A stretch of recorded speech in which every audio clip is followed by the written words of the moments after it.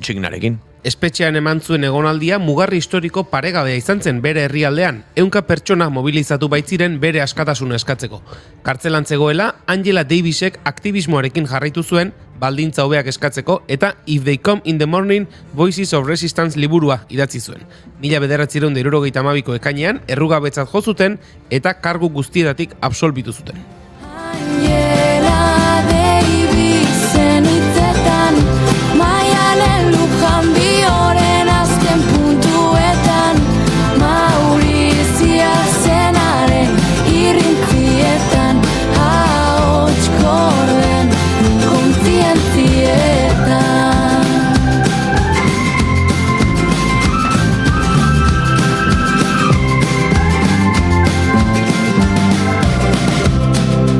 Berriz esan ez dezaten, ez dagoela denon eskuen. Ari horri jarraiki, horiek izango ditugu izpide gaurkoan. Mobilizazio jendetxoak. Aipatu bezala, 72an elkarretaratze jendetxoak egin ziren Angela Davisen alde. Baina guk 2015ko beste bat aipatu nahiko genuke. 2015ko otsailaren 28an Donostian milaka pertsona manifestatu ziren oztopoen gainetik euskaraz biziko gara lelopean. Aurreko hilabeteetan Espainiako eta Frantziako gobernuen ordezkariek euskara sustatzearen aurka abiarazitako auzibideak salatzeko kontseiluak deituta. Horrela, mai gainean jarri zituzten hizkuntza politikak gauzatzen uzten ez dietenen jarrera salatzarekin batera. Aurrera egiteko erabakia hartu duten horien jarrera txalotu zuten. Nik euskarari baita bai, uso zuria, uso gorria, dantzan dabiltzuaren gai. Uso gorria, uso zuria, herriak euskarari bai. Neure karia daukat garretan, neure humeak neure zain, nago duretan garretan txinparta gainetan, neure humeak neure zain. Giro lasaian egintzen elkarretaratze hori, baina beti ez da horrela izaten. Gaurko egunez, 1958an, Akrako istiluak hasi ziren egungo ganan, garai hartan Gold Coast izena zuen kolonia britainiarrean. Prezioengatik, Europako produktuen aurkako boikota egin zuten hilabetez, eta protestaren amaiera egunak bat egin zuen Bigarren Mundu Gerran borroka egin zuten veteranoen manifestazio batekin. Gudan Britainiarren alde borroka egitatik zorzieten dirua eskatzen ari ziren erabaketsuan, baina poliziak tiro egin eta 3 lider hil zituenean istilu erraldoiak lehertu ziren. 5 egunez luzatu zen kale borroka hiriburutik beste herrietara ere zabaldu zena.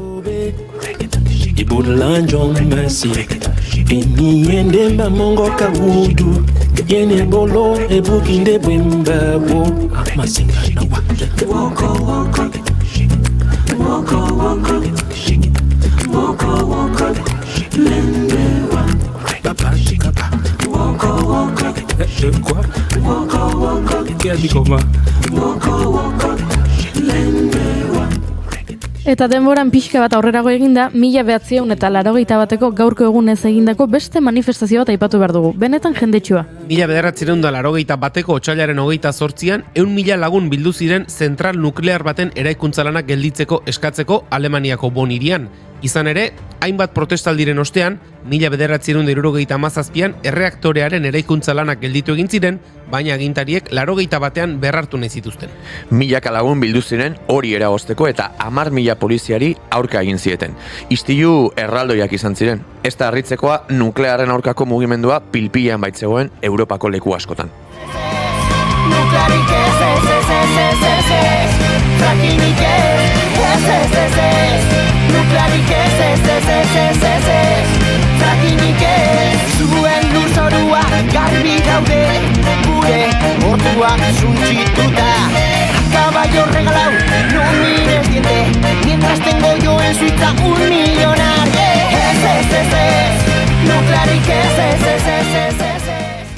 Hala ere, zentrala ez zuten itxi, are gehiago, 2023 arte, Alemaniak ez zituen martxan jarraitzen zuten 3 zentral nuklearrak itxi. Ekintzaiek gogor jarraitu zuten lanean, bereziki 2011an Fukushiman gertatutakoaren ondoren. Urte hartan, lurrikara batek erreaktore nuklearrak dauden eraikinen eztanda, errefrigerazio sistemaren apurketa, nukleoaren fusio hirukoitza eta erradiazioaren kanporaketa eragin zituen. Oidana, joe. Horiena. Begira, gaurko egunez, 1969an 7.8 magnitudo altitudeko lurrikara batek Portugal, Espainia eta Maroko astindu zituen. Portugalen 2 pertsona hil ziren eta Marokon 11. Ikasiak, galerak, utzitako utxea zer ospa daukagunak. Batua, lurrikaretan errauzten dugunak. Badu egun honek zerbait lurrigarekin, gaurko lurrigarekin izan ere, gaurko egunez 1780an Richter eskala sismologikoan 7,4 graduko lurrikara batek Iran astindu zuen. 200.000 hildako eta suntsipena eraginez iharrialde osoan. Bueno, estimazio batzuen arabera, hildakoak 50.000 izan ziren ezin, zehaztasunez jakin. Badakizue kontzertu batzuetan oso jendetsuak diren horietan, zaleen mugimenduak lurrikara txikiak eragiten dituztela. Taylor Swiften batek adibidez eragin zuen Seattleen, Travis Scottek ere beste bat eragin zuen Erroman, eta Coldplayek Berlinen. Sky full of stars. I'm gonna give you my heart. 'Cause you're a sky full of stars.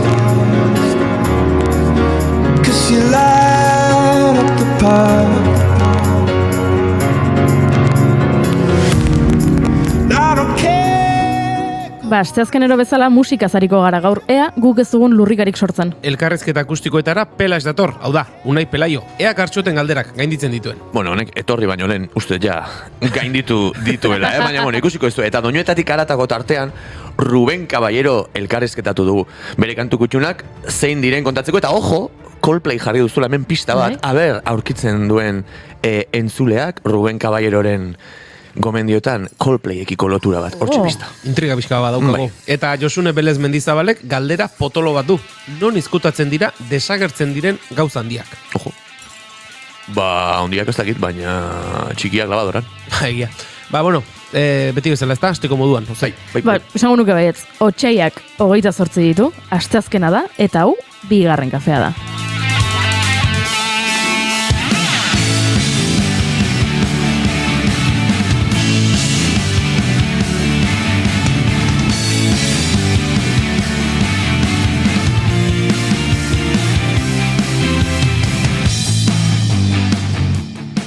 Zuekin, Julen Goikoetxea Orbegozo. Esan ba egun honen. El bailador. Argi eta zurrutzi nau zuen improvisazio gaitasun gaindiezin eta malko atera zaiteztak emozioarena edo penarena. Egun. Eta zuekin gartxatun zait letona egunon. Egunon, ekipo.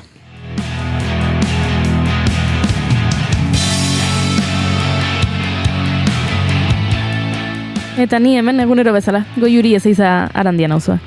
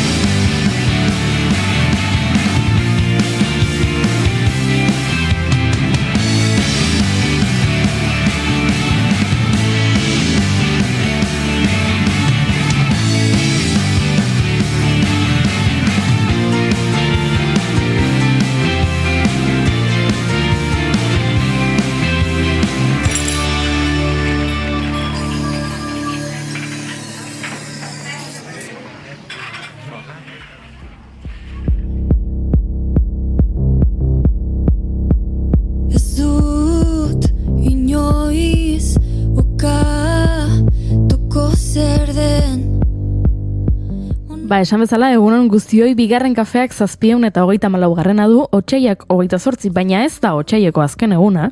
Eta goizak 10 eta 16, gu hemen 3 gara, laizzer gehiago izango gara, eta txatean dagoeneko maite duten bat irakurtzeko aukera izan dugu. Osta duzar baten sokoetan denetatik ikusten hazian. Nire maite duta da aurrekoan haze gustora ezagutu nuela Xabi Tolosa. Aurkitu ginen errenterin, Renfek utzi zibulako tren gabe. Gora Renfe, batzutan. Izan nintzen nere zalia. Gorkak ez du jakingo Goiuri eta kaso zuek ere ez, baina Xabi Tolosa unibertsitate garaian nere pisukidea izan zen eta geroztik. Laguna hundia ere bai, noski bai, ez zuen kontatu. Ez, leheneko aldia da. Hemen, dena dago lotuta, Guztia, hombre. Bai, oso meta da, oso Matrix, baina bai, gora Xabi Tolosa haze tipo idolua, ez zait beste hitziko kurritzen. Zu Xabi Tolosakin egon zinen bizitzen, Xabi Tolosa da Maria Romero Laspior gure kolaboratzailearen senarraren kuadrillakoa, dena horrela lotuta. Zuek elkarrekin ikasi zenuten? Ez. Baino biek ikasi zenuten mizerekin. Bai. Ojo. Eta, ez dakit, gaur bizkotxo asko jandete, bai, hori lotuta da, bai, ez dakit, zurekin lotura egiteko, baina.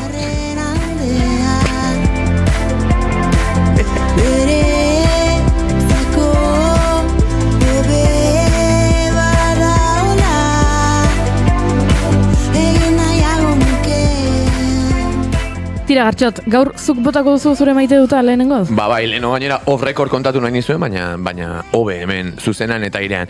Nire maite duta da, enaiz oso ezkontza zalea, batez ere formato tradizionala duten, eta gaur egun crowdfunding itxura hartu duten ezkontza hoiena, hau da, norberaren ametsak zure inguruak finantziatzen dituenean, egin ohi diren Disneyeko pelikula horietaz ari naiz, enaiz oso zalea, baina gaur maite dut nire lagun batzuk egin duten proposamen originala.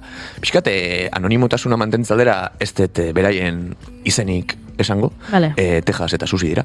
Baina egin dute Mogambo aretoa alkilatu dute, ez dakit ezagutzen duzuen, baina Donostiako undergroundean oso ezaguna izan den, eta askori lehen pausoak emateko aukera eman digun areto mitiko eta iluna, egin dute hori alkilatu, gau oso baterako, eta, gonbidatuak asko izango gara, eta antolatu dutena da, alako Excel bat, eta jarri dute, hor tragoak egongo dira, jatekoa, betikoa, bla, bla, bla, baina, benetan maite dut, egin duten proposamen bat dela, Excel bat bidaldu digute guztioi, jarriko dituztean gitarra, bajua, bateria eta mikroa, eta hemendik maiatza bitarte, jomargera alako playlist bat egiten, gainera hor pestainita jarri dituzte, bakoitzak 6 instrumento jo nahi duen, eta ordun gauean zehar gonbidatu guztiak igoko gara holtzara, pentsatu nahi dute playlistak gero eta okerrago joango dela gauaren podrioz, baina oso proposamen ederra iruditu zaizen, beraiek ere musikaren munduan eta gonbidatuen gehiengoa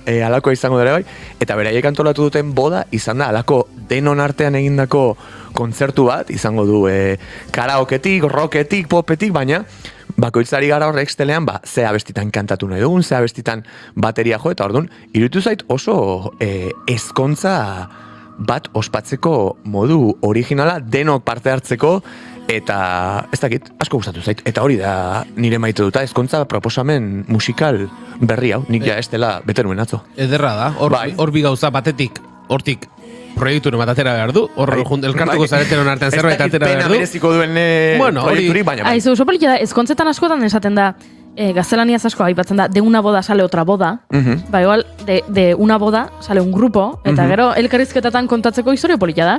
Bai, total. Eta orain gainera plus uno bat emango dizuet, etorri zaitu horrela, bere garaian nire lagun batek ere harreman bat utzi zuenean, eta hau bera ze kuriosoa dena, hau emozionatu iten naiz, harreman bat utzi zuenean, hain laguntasuna handia zuen, bikote hoiarekin, ez kontza bat antolatu zutela, egia da, eta denok gonbidatu dituzten, beraien partitze ofiziala ospatzeko hori gaur egun ez da ikusten, eta hori ere etorri zaite burura, ezkontza bat, eta, formatu berritzaile eta originalen alde ez, hemen nire maite dut gaur. Eta beste gauza bat ere bai, esan duzu, gauak aurrera egin ala, edo aurrera egin ala kalitatea, entzulen zorroztasun eta kritika gaitasun ere, beraz, alde horretatik lasa. Norbaitek dena musika zaleak izan da, uste dut kontzertuarek grabatuko dela ziurrenik pistetan, así que, izango dezu doble disko de platino horren berri hemen bigarren kafan ere bai.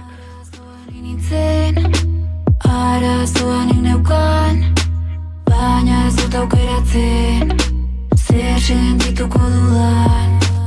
Esan zenidan, ez dela posible horrela bizitzea.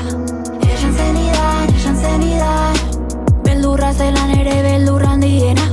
Eta beldira, egunak iesi doaz.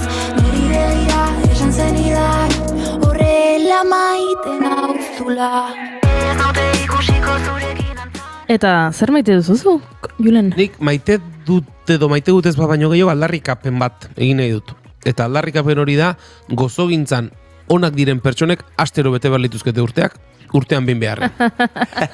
Eta, bueno, testu ingurua jarriko dugu, entzulek akaso jakingo dute, astelenean, June Romate Tibarguren gure lankidearen urtebetetzeguna izan zen, eta ekarri zuen, bizkotxo eder bat, oraindik ere, uste dut geratzen dela, begiratu. Askorez, Julen? Ez, Askorez, ez baina- nik gaur 6. zatia jondet. Hoi gaur bai. izurretuko jo, eguerdia baino lehen.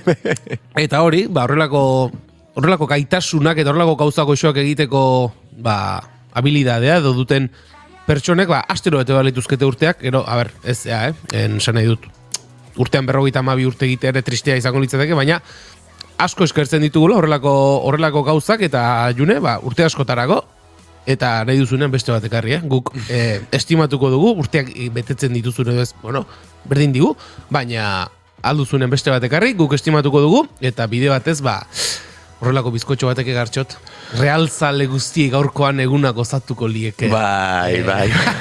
Penaltia erdia, ez da, bota behar, motel.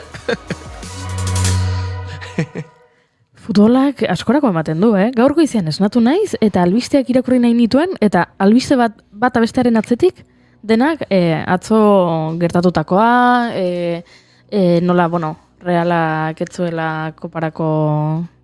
Finalerako txal, nik hasi gaurko izan oberatu egin naiz. Karo, Julen, Oso berandu. anoetan egon zen? Azken unean eta kasi goizeko ordu biako dizkidate lotara sartzen. Bai? Kasi, bai. Jendetza Eta ez zegoelako nahi zegoen lo gero desesperatuta lo hartu ezinik, ez. Jendetza ateratzeko, gero hilaran, etorri egin beharretxeraino, bat eta beste. Eskenik ikusi dut, batetik albistea. Gero, elkerrizketak realzaleei zer modu zeuden, eta horrela kontatzeko, eta hor jendeak kontatzen duela ze triste dauden, da horrelakoak. Gero ikusi dut, agin laburu bertsolariak, bertso bat egin duela, realzaleen aldartea pixka bat, hobetzeko.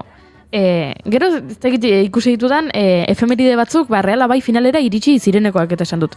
Ene bada, nik pentsatzen benatzoko partida beste edozein partida zela eta konturatu nahi zezetze. Nik gauza bat esango dizut, ni naiz asko joaten, Realaren partida ikustera, aldian behin sarreraren norbaitek uzten badigu eta horrela, eta gero, partidu amaituta gero, jende askok aparkatzen du Ilunbeko zezen plazaren ingurutik Miramonera doan bide horretan, eta atzo, anoetatik gora igotzeko dauden eskilera horietan, hainbeste jende, eta halako isiltasunik egia esan, oso gutxitan tokatu zait, eta kuriosoa zen.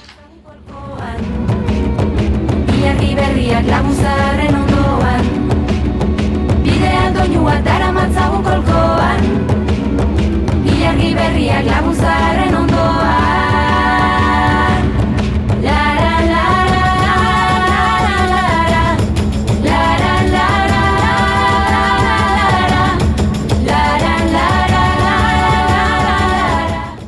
Nere maite duta kontatuko dizuet.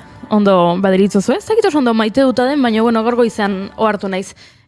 Nik ikusten ditudanean, ez dakit, dokumentalak edo telesaiak edo film laburrak edo podcastak desagerpenen ingurukoak, norbait baitu dutela edo norbait hil dutela eta gorpua ez dela agertu, true crime deritzen horrelakoak ikusten ditudanean, lehen harritu egiten zidan nola batzuetan jende hau hartzen zen ez dakit, norbait desagertuta zegoela, pentsa igual gartxot desagertuta dagoela, gartxotek egunero erosten duelako ogia goizeko 7:06, eta egun horretan 7:06 etzela agertu okindegira, eta horrela konturatu ziren zerbait arraroa gertatzen ari zela. Eta nik pentsatzen nuen, nik ez dauzkat hain errutina markatuak, eta ni desagertzen balin banaiz, ez dira konturatuko, ni ez naizkuten egunero hori okindegira zerbait erostera, edo kafetegira kafe hartzera, edo egunaren arabera aldatzen joaten naiz. Baina gaur hartu naiz, ni etxetik ateratzen naizenean goizetan lanera joateko, beti gurutzatzen naizela. kafe bat terraza batean hartzen ari den emakume batekin, zigarro erretzen ari eta kafe hartzen du, hori ezkerraldean.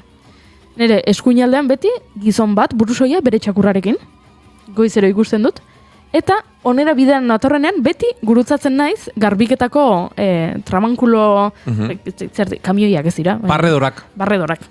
Tramankulu gehiago guztau zen. Garbiketako tramankulo batekin beti bide gurutze batean topo egiten dugu. Eta konturatu naiz, ni ohartzen bat naiz egunero, pertsona horiek ikusten ditu dela, ziurrenik. Beraiek ere, konturatuko dira, eta beraiek ere pentsatuko dute. Nik goizero ikusten dut neska bat motxilarekin ateratzen dela etxetik.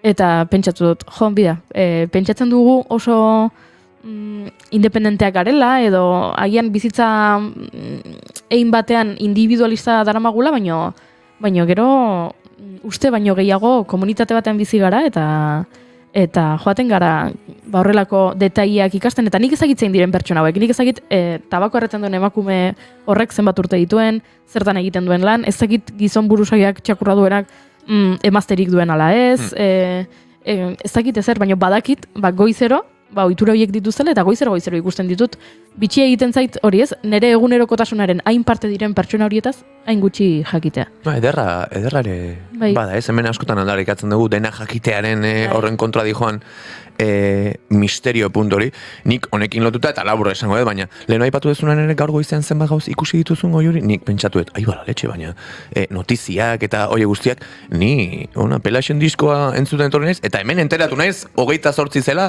eta oraindik egun bat falta zaigula gure lanetan kobratzeko orduan. Ez dakit, nire kasuan berandu datorren trena izango zen lekuko hori, baina bai, ederra da, eta nik esan dezunarekin, ados askotan, atzemate ez ditugun fenomeno asko ditugun buruan, eta nik beti bezala misterioari eta bereziak diren indarroiei aldarri txiki bat.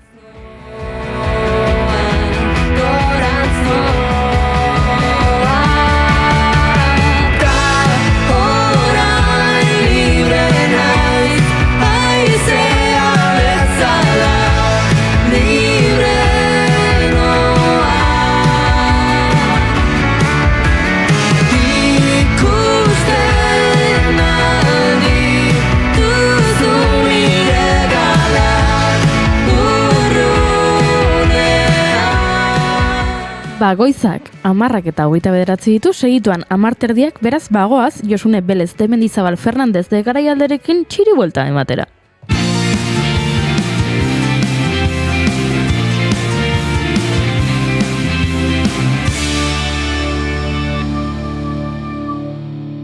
Emaiozu bigarren aukera bat egunari. Naiz irratian, bigarren kafea. Josune, hortzaude, Josune.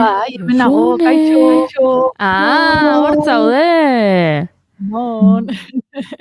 Hemenago, itxegin nuela desagertzen diren gauza handietaz, eta erabaki du desagertzea, pixka bat magia puntu bat emateko txiri bueltari. Bai ez Josune?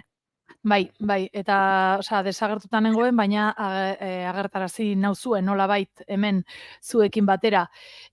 Bai, gaur gai hori dakar, eta zuei ere galdetu nahi dizuet. Karo, nik proposatutako hori da gauza handiak nun gorde, edo nun eskutatu. Claro, baldin eta igual ez da orden kontu bat, baizik eta igual lapurtu duzu, sisatu duzu, eta nun eskutatzen duzu gauza potolo handi bat. Gogoratzen duzue aurreko astean, ez, igual astelenean bertan, baina bueno, ibili ginela pentsatzen eta esaten, nere bionbonen atzean zer dagoen eskutatuta. Hori ere gauza handi bat da.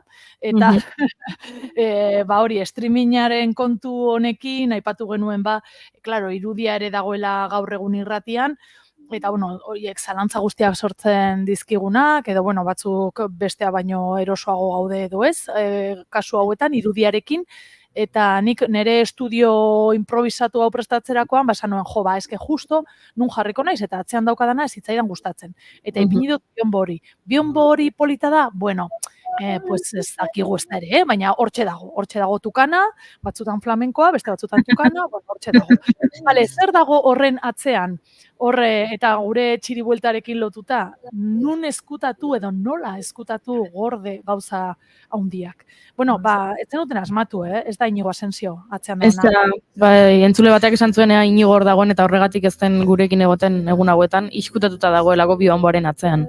Venga, gaur erakutsiko dizuet baldin eta asmatzen duzuen. Eta ez baduzue asmatzen, igual ere bai. Baina, bueno, ze iskutatu dezake bionbo batek atzean. Kontuan hartuta pareta dagoela hor ondoan, Ikusten ez duenaren hau pista bada. Igual etxeko humedadeako sortutako zea bat, nola esatea, puskatutako pareta zati bat. Ez dakit itzazein dan. Humedaden bat, akaso? Ez. Nik uste dut hori izan duzula nire hileagatik, ez? Eztasunarekin jartzen delako pixkat pomposoago. Nik guk etxean egiten dugun joera bat, ea zuk ere lantzen zenuen kontrastatzeko Josune.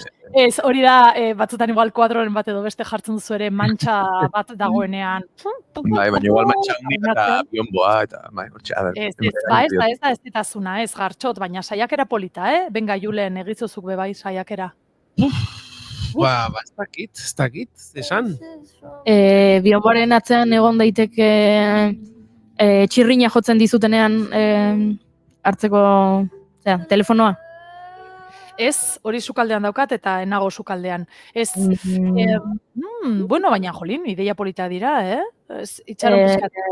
Anari eman behar diot, momentu bat, Vale, ondo. Zer? Zer esan duzue?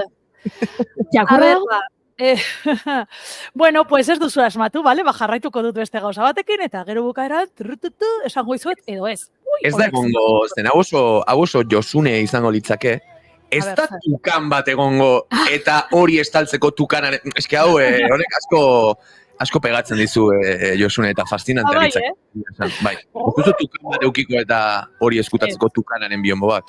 Nina bilpultaka, esan duzu momentu batean, ikustearen kontuarekin egin duzu horre, nolabait enfatizatu duzu, ikustearena, ez ikustearena, ni horre bueltak ari naiz, baina ez dio tankerarik ematen. Bueno, badago beste gauza bat, Josunek aipatu duena, eta nik azpoimarratu nahiko nukeena, ze horrela oharkabean pasa da, baina Josunek esan du, nola izkutatu lapurtzen dituzun gauzak. Honek esan nahi du, Josunek gauzak lapurtzen dituela bere egunerokotasunean. Josune, zerbait kontatu nahi diguzu? Ez, de hecho, begira, elkarrizketa hau izan dut lagun batzuekin, tipikoa gaztetan lapurtzen genuenean, eta nik esaten nuen horrela, eta nauzue ikusten, baina holan eskuak hemen bularrean, lapurtu, nik ez dut sekulan lapurtu, are gehiago, behin sartu nintzen gozoki denda batera, eta nik joan hartzera zeuden txikleak pinazkoak, eta asko zaizkidan ju nintzen, sartu nintzen, ni handia naiz berez, nerabea nintzenean kuadriako handiena nintzen, eta sartu nintzen, etzegoen pinazko txiklirik, eta atera nintzen, eta ateratzerakoan dendariak esan zian, atera zazu lapurtu duzun txikle hori. Nola, benetan, izan nintzen gero urteak denda horretara sartu gabe. Benetan eman zian kriston, eta gainean ni holan super inocente, ez dute zer lapurtu, ez dute, eske burutik bez pasa, eta tipa tematutan erekin, bai, ikusi dut, eta nik esaten nuen, baina nola ikusiko du ez batut hartu, holan, eta ez, nik ez dut sekulan lapurtu, ez dakit hori ona den edo txarra, baina ez dut zer lapurtu. Guk kiston pila, eta gainea, oain, kiston pila hola esan baina ikusi esan dezunaz, gure auzoan bazegoen superguai deitzen zen txutxeen da bat, eta superguai zen, ze importantzia gutxi eman zioten denda horren diseinuari zen. Horre egoten zen, tipo bat eta tipo bat egoten ziren, baina bizkarra ematen ziren denda, beraik telebista zuten, eta denda zegoen zuek ulertzeko txutxe guztiak, beraiek bizkarra ematen ziren, dendako txutxeak zeuden toki guzti horri, orduan. Ez zuten ikusten. Ez zuten ikusten, eta gu, goatzen naiz, elatuak hartzen ditun, eta kalea bota, bota, Gatxot? Bueno, izu, horre Josunek esan du ez dakit ondo edo gaizkin ikustet, lapurreta txiki hauek nera bezaroaren astapenean ona eta txarra zer den bereizteko prozesu horretan beharrezkoa direla. Pasadira 20 urte? Bai, eta... Vale, ez da, bazpare.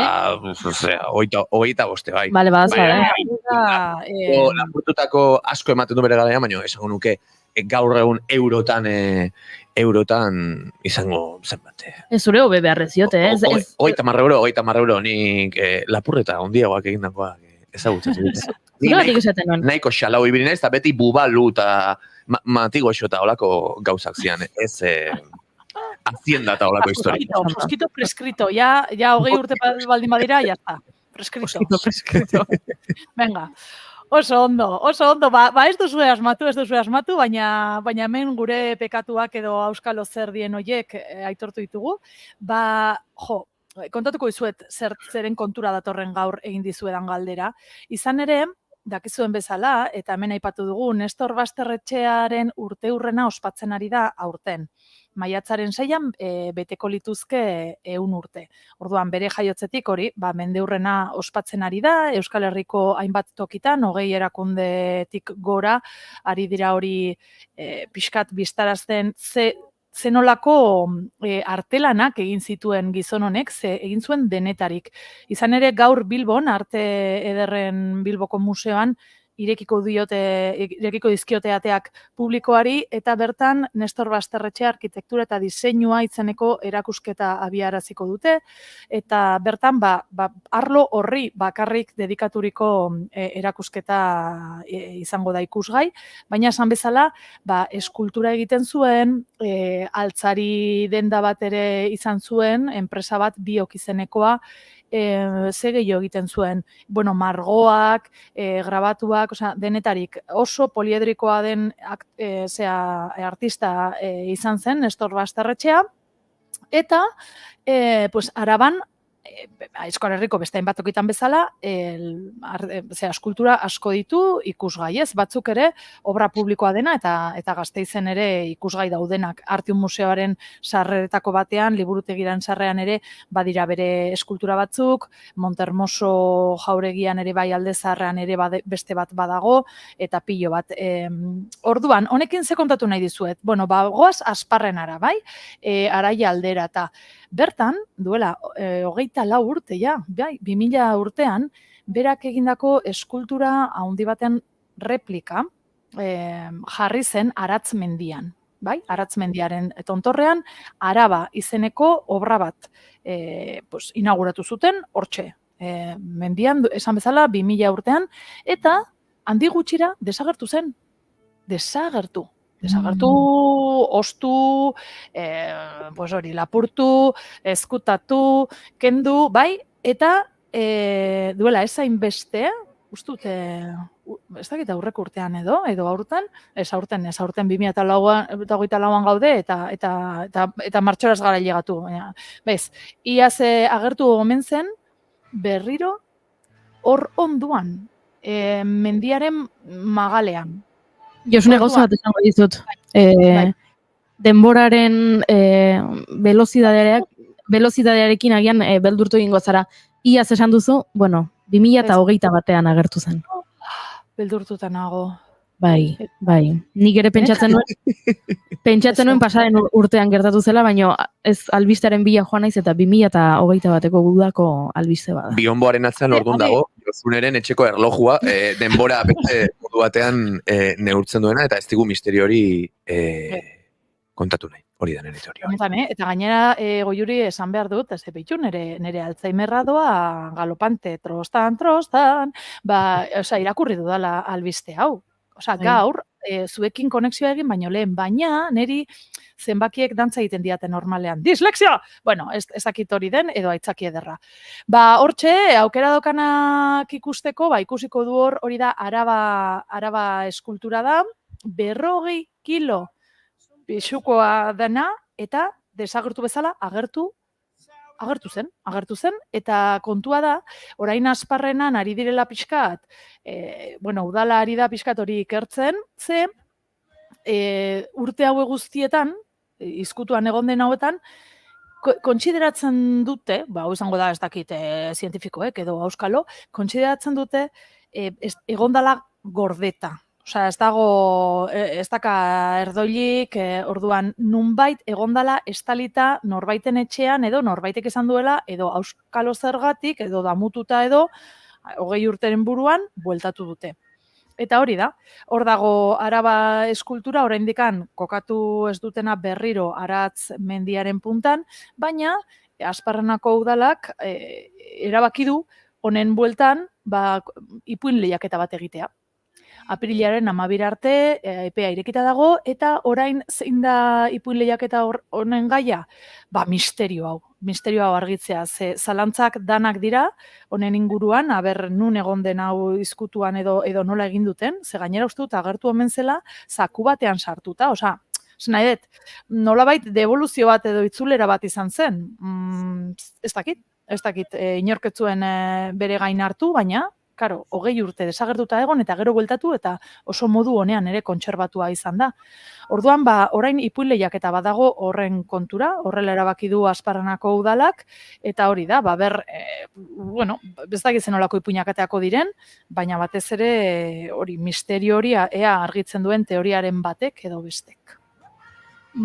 Uste duzu benetan dela norbait damutu egin dela 20 urteren ondoren eta erruak irentsita erabaki duela itzultzea? Ez. Eta ze pentsatu duzu? Baina hain ondo kontserbatuta? Ja. Emataz egiten zion. Zer egiten ziola Julen, zer? Ez duzuta ditu. Ja, esan zuen, nik lekua espazioa behar dut, honek lekua kendu besterik ez egiten, ez diot, etekinik aterako, beraz, itzuli egingo dut. Horretziko dut. Nik igual misterioa elikatzearen alde, gustatzen zaiz sinistea, honen atzean dela pertsona bat, ez dakit, egunerokotasunean daukagun inertzia horri edo gizarteari pixka bat iseka egin nahi diona bezala. Hau da, begira, lapurtuko dut, 20 urte zeuki eta gero ondo kontserbatuta horrutziko dut, gaur hemen ari garen bezala ez, eta gizarte osoa egoteko hor, baina ze kristo, ez? Pentsatu nahi, honen atzean badagoela intentzionalidade bat. Baina, pentsatu nahi, horrelako gauzak niri gustatu egiten zaizkidalako. Ez nuke hemen ere eskulturen lapurretaren gorazarre bat egin nahi, baina ulertzen didazu, ez? Ulertze ez diren gauza horiek, ez guk aplikatu nahi diogu logika beti, ez? Eta damutu, ez dut uste. Ez dut uste. Nik uste, honen atzean badagoela birigarro bat.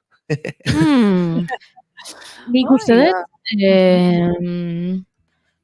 Moriartitarrak izan zirela, Jon Garaño eta hauek, eta pelikula bat egiteko. Kampaina badela. Eta dela, dena, gero pelikula bat egiteko asmotan, egindako ekintza bat, eta uste dut, lapurtzarena, eta 20 urteren bueltan itzultzarena, eta hori guztia, sormenari lotutako ekintza badela. Horako interbentzio bat bezala, ez? Performance, horrela, Gustatzen zait hori ere. Aprilaren 12 arte daukazu eta artea, ipuin lehiaketan zuena aurkezteko, hortxe. Baina dena den 40 kilo, menditik bera eta gero gora. Ez dakit, nik debaldekoa ikusten dut. Hombre, baldin bada, zerbait hori publizitarioa edo esateko, orain dator kriston pelikula, orduan, oso estrategia ona, baina 40 kilo gora eta bera, indartxu egon behar duzu, edo gutxienez, hipotesekien hasita, pertsona bate baino gehiago, lapurtu beharko luke, edo lapurtuko zuen, ez dakit. Niri ere, iruditen zait, niri gaztetan, dantza talde batean nenbilen, eta jantziak, dantza talde horietakoak ziren.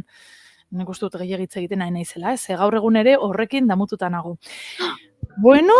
Eta, kontuara, karo, ibiltzen ginen, jantzi eta gero bueltatu, eta ni despistauta, ez naiz, eta naizenean, preokupatzen naiz, baina ez naiz berez. Eta behin esan zuten, falta dira jantziak. Eta ni ziur, ez. Ez, bai. Duela urte batzuk, jantzi hori, amaren etxeko armairuan ikusi nuen. Eta sentitu nintzen gaizki ez urrena. Claro, nik ja talde hori utzi dut, baina, taldeko jantzia dira, eta danak dira nahiko antzeko parezido edo, estetika bat daukate, orduan nik pentsatzen nuen orain, beste batzuk ordezkoak datoz. Eta ez dakate jantzirik nire erruagatik, eta ni hori. Eta beti egon naiz, bueltatzekotan, baina, klaro, bueltatzen baldin badut, hemen egiten ari naiz, onartzen ari naiz, baina bueltatzen baldin badut, klaro, pues lotxa ematen dit ere. Hori ez pentsatu behar da ondo nola egin. Gauzak ez? Zaku batean, Josune, urrutzi, murda anonimoan eta jazta. Agertu dira, Beste 20 urte itxoin. Ez dira, akaso 20 ez, baina urte batzu pasako ziren. Ordutik ez, Josune? Igual 15, bai. Horregatik esaten dut, baina oso gertu bizi naiz toki horretatik, eta igual egunen baten bueltatu behar dut. Bueno, lehen da bizi konfirmatu behar dut, gaur egungo dantzari hoiek, oraindikan jantzi hoiekin dabiltzan, eta ez bada, esango dit, behitu, ze agertu den, ala, benga, zuentzat. Baina bai ez bada. Oantxe gogoratu ez, kolpean etorri zait, burura, nik zorionez, aitak eta amak ohitura asko dute, txikitako gauz asko gordetzearena, eta nik gurasoen garajean izan izen batzutan, ere ikusi izan ditut, liburu batzuk oso gaztetakoak, lehen hezkuntzakoak esango nuke, literaturan, baina lehen hezkuntzako ipuinak esan edut, eta baten bat badago eskolan jartzen zen gometxa horrekin, hau da, badakit eskolatik hartutakoak direla, eta bere garaian pentsatu nahi dut intentzio txarri gabe, baina bueltatu gabekoak, eta beti identifikatu ditut zeintzuk ziren gureak, baina bat zeuden hor, iruzpala oraindik ere izar gometxa edo gometxa borobia dutenak, eta hori ere, lehen hezkuntzan ja lapur joerarekin Josune, beraz, zu hobeto sentierazteko. Bai, ondo pentsatu behar da, nola itzuli gauzak abididez. Pasa den astean, Inigo pixka bat erotu zen, ez zuelako topatzen bateria externo bat. Eta bera, hemen zebilen gauzak prestatzen bidai baterako, eta esan zuen, ama, erosi genituen, bi bateria externo, eta hemen bakarra dago, bat falta dago, eta pixka bat erotu egin zen. Eta nik banekien. Bateria externo hori, non zegoen. Zure etxean. Bateria externo hori, nire etxean zegoen, nik behin behar nuelako, hori, mugikorra kargatu behar nuen, eta irratitik lapurtu nuen, eta etxean nuen. Eta Inigok esan zuen, bueno, agertuko da. Eta, bueno, jazta, hor geratu zen gaia. Eta hurrengo egunean, baina kezkatuta zegoen, eta hurrengo egunean, ekarri egin nuen, noski, bateria externo hori. Esan nion, Inigo begira ze topatu dudan. Eta Inigo oso pozik jarri zen. Bateria agertu da, ze ondo, jazta, 2 bateriak dauzkagu. Eta, klaro, nik egin nuelako antzerki pixka bat, aurkitu egin dut. Ez zenion nahi tortu, hemen? Bai. Ez. Me encanta esa marruan. Ez, gero, bestela, gezki pasatzen dut baita ere. Gero esan nion, ez, kontatuko dizut etxean nuela. Baina, berdin, jazta, bere lehenengo reakzio izan zen, topatu duzu, ze ondo, eskerrik asko, gainera eskerrak ematen, eskerrik asko, eta jazta, kezka guztiak kanpora. Eta orduan, zoragarri, kezka azuziteizkion, eta bera bakarrik, zentratu zen, bateria agertu zela. Horretan zentratu, eta orduan aztu egin zitzaion, lapurra etxean zuela. Zema joaden. Baditu bere gauza, baino tipo nada. Ala ere, Goiuri, klase txiki batzuk emango izkizut zen, ni oso jaioa naiz, eta izugarri gustatzen zait, behin gezurretan hasita, goiarako izendapen bat jasotzeko moduko aktuazioa egitea. Behin gezurra txak sartuta, segi, gora, hernioa igotzean bezala. Tapa, gora. Ez dakit, horrek badu ere bere... Bai, hori mantendu behar da, hori ere arte bat da. Exactamente. Urte luzez mantendu nuen etxean gezur bat, nire kalterako, eta nik ez dakit zergatik oso txikian nintzenean, ez dakit, nik pentsatu nuen piper gorriak itzitizkidala gustatzen. Ez dakit oso ondo zergatik, agian behin probatu nituen eta aldi hartan itzitzaizkidan gustatu, bueno... Atxalde guztian eukiko zanulako. Ez dakit, eta orduan, buruan sartuta, ez. Eta orduan, gurasoek eskaintzen zidaten bakoitzean, ez gustatzen, horrela. Eta orduan gero, urtetan, ez? Eta bukadioa ez dakizerekin. Eta ni ordurako jago hartuan nengoen, baiet, niri piper gorriak gustatzen zitzaizkidala. Baino, gurasoen aurrean, hainbestetan esan nuen, ez gustatzen, beraiekin banengoen, eta eskatu behar bali manuen, hogeita artekoa, xolomogaza piperrak, eskatzen nuela, piperrak entzea, nere gurasoen aurrean, nere gurasoek gezur hori deskubritu ez ezaten. Bueno, hori... Urte luzetako gezurra izan zen. Hori ez dakit gezurtero maksimo, ni bezalako gezurtero maksimo baten jarioa den, edo pixkat buru gogortasuna. Buru gogortasuna zeharo. Nik ere badaukat horretatik, baina bere izitzagun.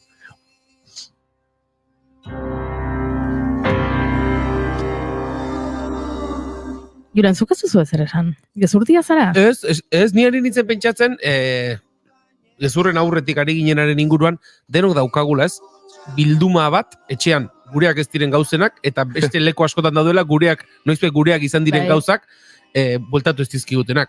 Izan litezke liburuak, izan litezke diskoak, izan litezke kamisetak, izan litezke auskalo zer. Bihotzak. Bihotzak ere bai. Bihotzak ere bai, akaso baina bai.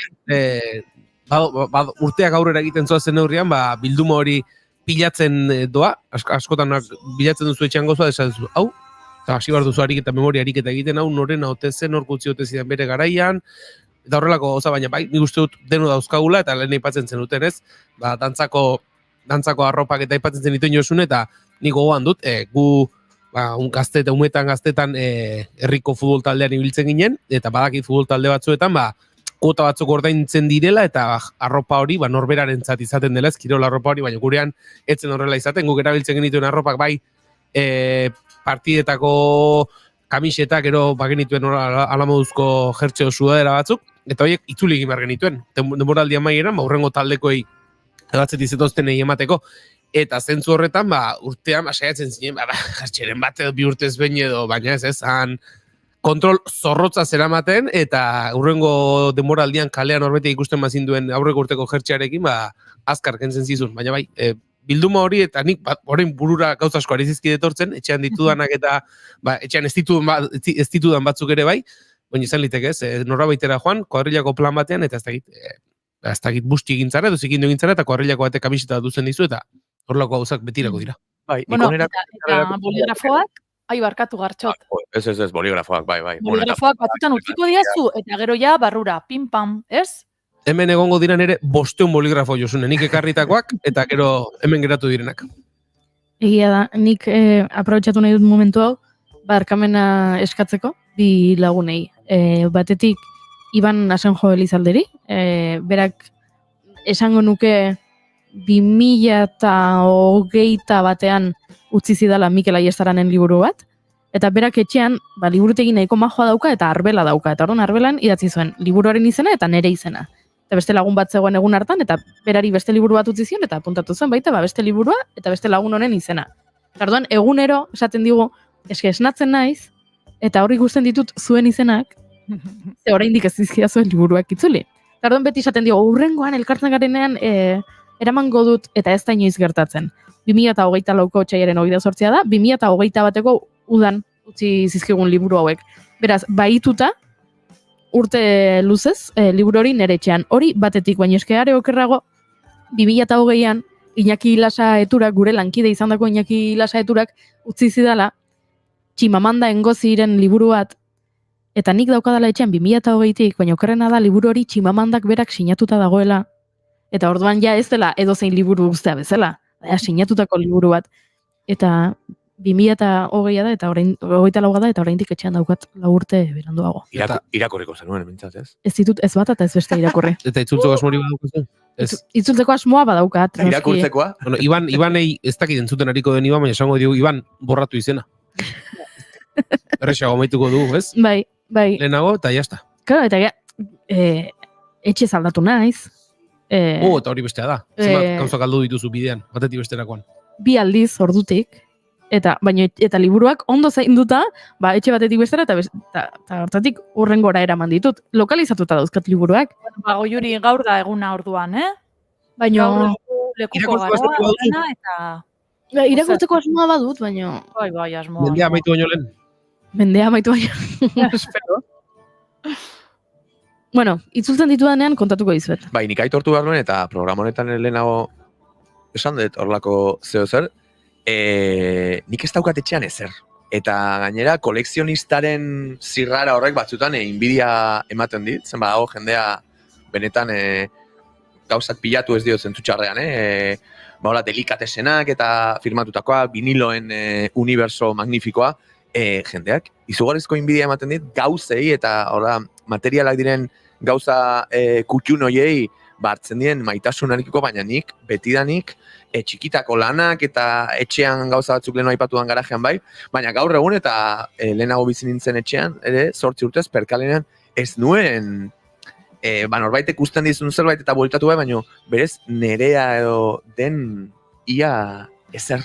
Orduan, ez dakit, zerbait gustatzen zean ere, joera daukat, beste norbaiti emateko, arropa asko, nola esaten da, elkarbanatutakoa naiz, jende asko kexan dit noiz baite, ze guai, hori, ez dakiz, zarako, bai, iretzat, eta orduan, daukat horrelako gauzen joan etorri bat, baina ez daukat etxean nerea den eta kolekzionista izan ohi den jendeak bezala, horrela, maitasun izugarria diodan ezer. Ordenagailua, akaso, hor, gidoia eta laneko erramientak, baina ez horrela liburu eta disko. Baina laneko erramintak diralako, ez duzu beste atxikimendurik, ez dakit noiz erosi zen nuelako edo norbaiteko paritua delako, ez? Hori da, eta ez dakit gauza ona edo txarra den, baina, bueno, falta zaite igual kolekzionistaren eta berezia den zera hori baten bat daukat, ez da zero, baina era berean, etxea erreko balitz, bueno, etxea erretzeak emango lidake pena, eta ez barruan igual edukiak, bai. Edukia, eta, bueno, ez dakit hori ona etxarra, baina... Ni adibez, horrekin batzutan ere garbiketa egin behar izan duanean, edo oiuri bezala igual etxe zaldatu, esadot, jo, dana ezin dut eraman, eta zer ez dut eramango, eta ni naiz, bueno.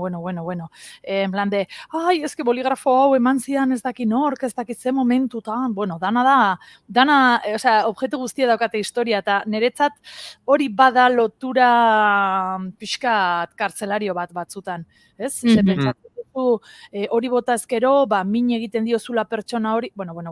Osea, bai, ni sartzen naizolako sarauetan, eta nik etxean ditudanak, badira adibidez disko gutxi batzuk, ez asko, baina bai sinatuta daudenak, edo momentu berezietan erosi ditudanak, eta horiek adibidez, maitasuna ez gordetze ditut. Liburuak ere bai, nire liburuak, ibuka ez dut erabiltzen, gustatzen zait paperean eta usaina eta hori dana, orduan, Karmele Jaioren guztiak ditut, eta niretzat bada nire bilduma edo nire, ez dakit, ondo sentiarazten haute, baina zuk diozuna, Gartxot, batzutan hobe da, olako erlazio, ez dakit, sentimentalaz izatea gauza batzuekin, nire arropa ere gertatzen zait, eta behin eta berriz erabiltzen dut, ez?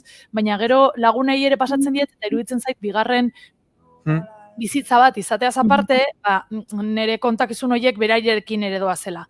Bueno, bakoitzak nahi duen bestela. Nik autokritika pixkateria egingo dut, eta ez da aurrez pentsatutako jarrera horrela idiosinkrasia handia duen jarrera bat, baizik eta, ez dakit, igual utzikeria edo automatismoak, juna jeme, eta ez dakit, gauzak ez pilatzeko joera hortatik abiatzen den zerbait, ez da diseinatutako izatearen hor gelatxo arraro bat. Baina bai, bakoitzak kolekzionatu dezala nahi duena, eta maitasuna dion horri zaindu eta bueltatu, mesedez, Goiuri. Gauza bat esan behar dizuet, geratuko gara misterioarekin, ze 35 segundu falta dira goizeko 11etarako, goizeko 11etan naiz irratiarekin konektatu behar dugu, azken ordua ezagutzeko, eta beraz, ezingo dugu jakin Josuneren bionboaren atzean zer dagoen. Ez, datorren astean jarraituko dugu, igual honen bueltan, zuek astindu pixka etor garuna, zer egon daiteken, edo ze gordetzen duzu zuek, edo non gordetzen dituzue pilateseko bola handi hoiek, gauza batzu daude tremendoak, mesedes, ni banoa, nila naskatu naiz, agur, entzuko dute albistegia, eta banoa, Bueno, gente, ondo izan, Hala, agur!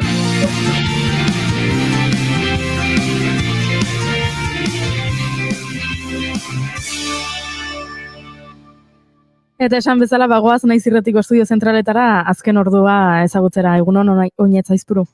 Kaixo egunon guzti bai, Tolosako inauterietan larri zauritu zuten Xuar gaztearen seni eta lagunek 11 Bilabonako udalean aurkeztu duten mozioa eztabaidatuko dute gaur arratsaldean eta hala herritarrei dei egin diete pleno aretora joan daitezean babesa ematera. Ertzaintzak Xuar larri zauritu zuten gau hartan zergatik egin zuen karga argitzea eskatzen du mozioak eta erantzukizunak argitzea. Momentuz ez da ezer jakin horretaz, soilik sekretupen ertzaintzak barne ikerketa duela abian eta Tolosako epaitegietan martzen den ikerketaren berririk ere ez dago. Naiz eta zuzenean interpelatu familiak Josu Erkoreka barne sailburua azalpen argigarririk ez du honek ere eman. Otsailaren 12an gogoratu goizaldean izan zela, ertzaintzaren karga hori Tolosako inauteri betean, jendea kalean zegoela, foan balak erabili zituzten ertzainek, eta haietako batek, tiro batek begian jozuean 16 urteko gaztea, zauri larri eragin zion eta ikusmena ere partzialki galdu du. Bueno, bestalde une honetan eta atzoko eurijasen ondoren, ibaiei begira jarraitzen dugu, arreta puntu izaten jarraitzen dutelako, hainbat leku. Tartean Herribera, Nafarroako gobernuak ugolde arriskuen plana desaktibatu du, baina ez bertan, alerta dago, zehazki Kastejoren eta Funesen argaren emaria ari da kontrolatzen foruzengoa, eta Andosilan ere egari begira daude. Eguardian espero dira Kastejon eta Tuteran, Ebro ibaiak emaria hundiena edukitzea, 2000 eta 4000 metro kubiko segunduko, beraz, adi puntu horretan, azken orduetan ere ibilgailu batean harrapatuta zeuden bi gaztean erreskatatu ditu Kaparroson Guardia Zibilak, urak gaina hartu eta ezin atera egon direnean. Iruñan berriz, Joseba Sironek esan du neurri guztiak desaktibatu dituztera, uholde arriskuak kenduta, Trinitarioz eta Korraliloseko aparkalekuak erabili ahal dira eta Arrotxapeako taoa arratsaldean jarriko dute berriz ere martxan. Bien bitartean Abat errepidea Olaztiparean izandako lubizia dela eta itxita dago Donostiako noranzkoan eta Arabako Ulibarrin berriz urtegiak ateak zabaldu ditu edukira maksimoaren 89 beteta dagoelako eta Zadurra ibaiak emaria behin jetxita ari dira guztia kontrolpean egiten, hori diote behintzat segurtasun sailetik normaltasuna itzultzen ari dela gutxinaka bada ere. Bestalde dakizuenez gaurkoan Pablo Gonzálezek 2 urte eman ditu espetxean, bete ditu espetxean, eta egoera ikusita gaur mobilizazio eguna izango da, eta baita bere egoera azaleratzekoa ere. Oiana Goiriena gaur Pablo Gonzálezen bikotekidea gurean izan da, saiatu arren ahalegintzen dela, oreka psikologikoa mantentzen, Pablo González kontatu digu, argi dagoela ere inkomunikazioa senidekin harremanetan jartzeko ezintasunak edo ezjakintasunak eragiten diola Gonzálezi, eta berak bezala zaila izan behar du lertzen haren senide bereziki semek jasandakoa 2 urteotan. Berriki abokatu poloniarraren eta Gonzalo Boye konfiantzazko abokatuaren bisita jaso ditu espetxean Gonzálezek, Oirienak esan digu Boyek berak esan diela, orain ari direla duela 2 urte egin beharreko eginbideak egiten, eta horrek frogatzen duela nolabait ez dagoela Pablo Gonzálezen aurkako froga bakar bat ere ez. Senidek eta babestalde badakite, zein den aurrean duten estatua, Polonian behin-behineko espetxealdia frogarik gabe de facto aurkeztu dezaketelako, eta guzti honetan, ez dirudi, kasu honetan, Poloniako gobernu berriak ere aldaketarik ekarriko duenik. Gure ezaskuen abokatuek, bertako abokatuek eta aldaketak bada bizela gertatzen, baina oso astiro, oztopo handizekin, eta ganera aldaketa hauek igarten azkanak presuek izango dizela. Hortxe beraz kontatzeko genizuena bigarren kafeako lagunak, esan bezala gaurkoan urte hurren hori begira ere izango gara, Pablo Gonzálezen mobilizazioak bere egoera guzti hori gertutik jasoko dugulako. Eskerrik asko oinatz, gu aurrera goaz musikari tarte eskaini behar diogu eta. But don't be unkind. It don't mean perhaps there's a thing or two I think of lying in bed. Gramofonoa. Estitzu Pinatxorekin. But there it is. Keith Emerson ekarri nahi izan dugu gaur gramofonora. 1954ko azaroaren 2an jaio zen Erresuma Batuan eta Emerson Lake and Palmer taldeko teklatu eta abeslari gisa egindako lanagatik da ezaguna. 77an egintzun debuta The Nice taldearekin eta 70an Emerson Lake and Palmer super taldea sortuzun. Rock sinfonikoaren erakusle nagusiak izan zirenak. Taldea 78an banandu zen, 82an bueltatu, azkenik 88an berriro ere desegiteko. Mino joan etorriak gora bera Emersonek taldearekin ondare musikal ikaragarria utzizun. Tragikoki, bere eskuko nerbio bateko gaitz baten ondorioz depresio sakonean sartu zen, bibeatz ezin mugitzea eragintziona, eta nonbait ezin izan zion egoerari aurre egin, eta bere buruaz bertze egintzun 2016ko martxoaren 10ean buruan tiro bat emanda Keith Emersonek. From the beginning.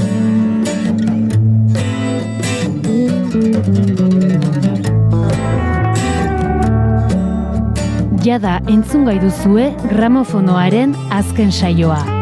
Gure webgunean eta podcast plataformetan.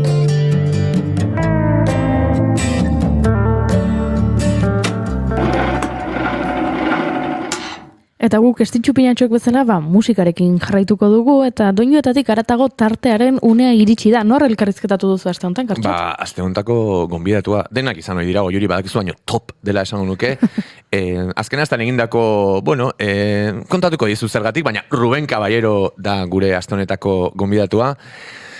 Gitarra jole fina esango nuke, irakaslea ere bai, eta orden guztiaren gainetik, musika gusto izugarria duen pertsona bat, eta ikusiko duzu ze doinu ederrak ekarrizkigun, eta lehen aipatu da bezala, entzule adi egon dadila. Aber, bere aukeraketako batean, antzekotasunik aurkitzen duen. Zerbait bazegoen, eta aipatu duzu ze taldea, aipatuko dugu? Ez dugu aipatuko? Denare zintzaioman entzuleari, Goiuri. Osondo. Entzun dezagun, ea zer kontatu digun Ruben Caballerok.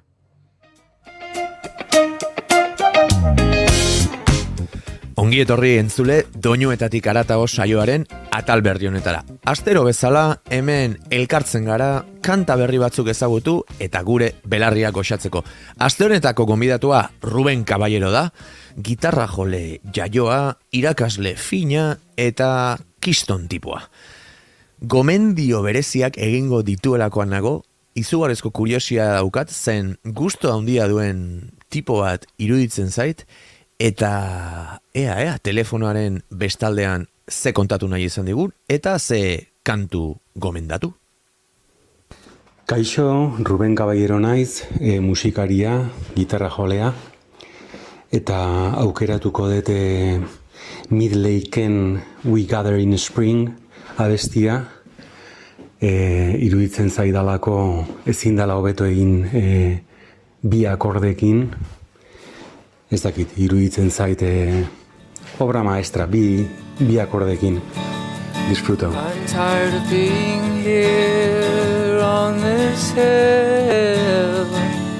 No one lives to be 300 years like the way it used to be. I think they were giants. I think they were giants.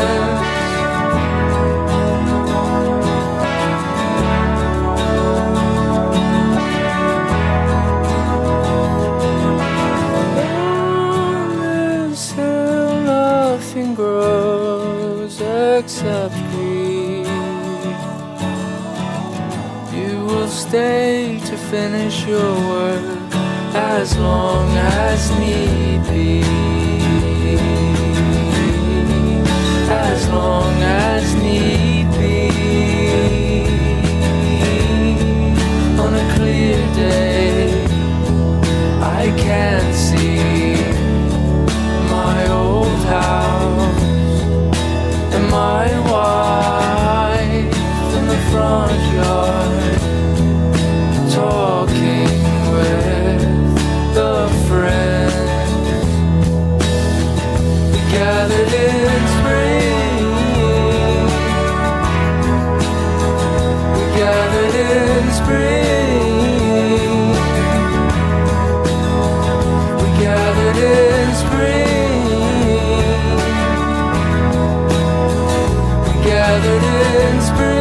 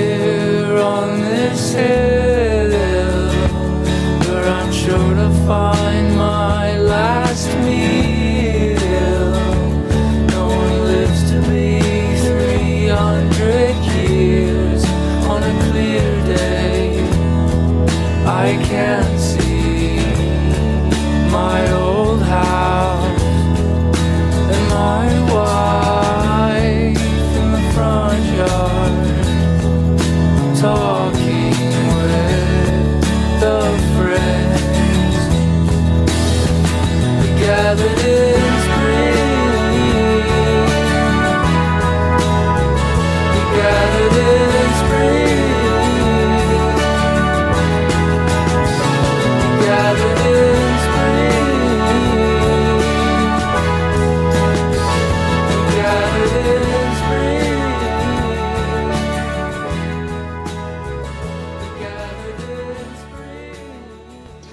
Txikia nintzenean osabak entzuten zuen asko Kraftwerk eta sonatzezun a musika del futuro eta ni flipatzen nun soinuekin eta horregatik aukeratu dut Kraftwerk esate baterako Computer Love bi parte diela, bigarrena niretzako zan como una sinfonia elektronika, bere garaietan nik ez nekin elektronika zala.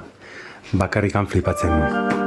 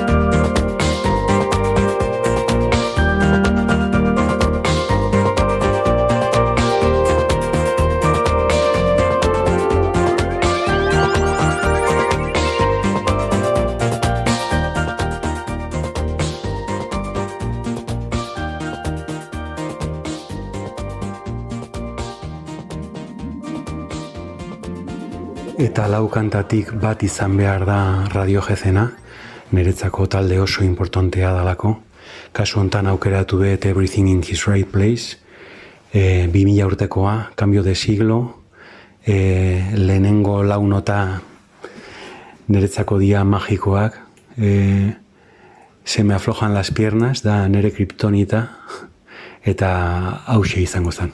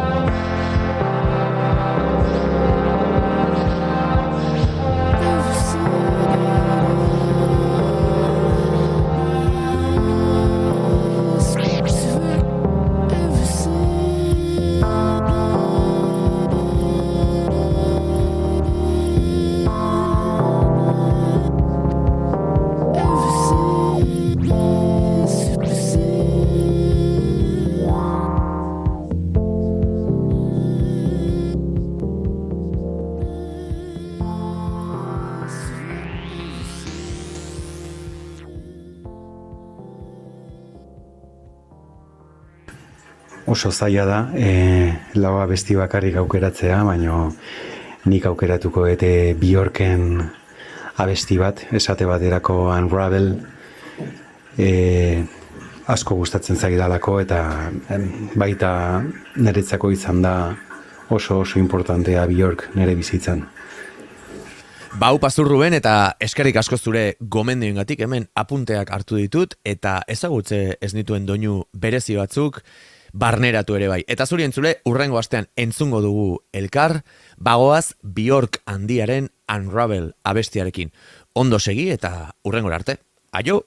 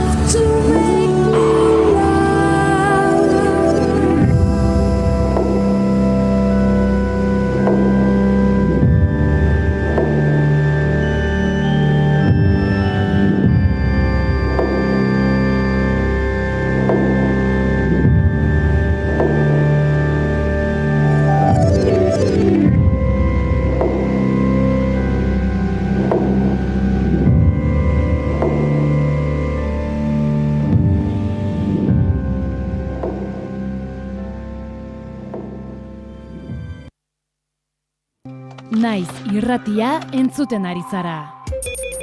Bilbo aldea, 92.2.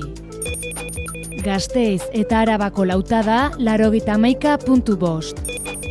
Donostialdea, 93.8. Gernika, 96.7. Leitza, 95.1. Bortziriak, 103.1. Urola, 91.8. Goierri, 102.2. Legazpi, 94.6. Naiz irratia.